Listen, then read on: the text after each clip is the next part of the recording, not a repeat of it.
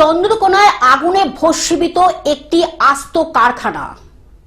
আগুনে ভস্মীভূত একটি আস্ত কারখানা চন্দ্রকোনা থানার রামজীবনপুর পৌরসভার ৫ নম্বর ওয়ার্ডে ভস্মীভূত হলো কাঁসা পিতল পালিশ করার একটি কারখানা।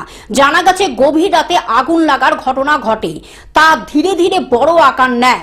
ভোর নাগাদ কারখানার ভিতরে দাউ দাউ করে জ্বলতে থাকে সমস্ত জিনিসপত্র। স্থানীয়দের নজরে এলে খবর দেওয়া হয় ঘাটাল দমকল বিভাগে। দমকলের একটি ইঞ্জিন ঘটনাস্থলে পৌঁছে দীর্ঘক্ষণ ধরে আগুন নেভানোর চেষ্টা চালায়।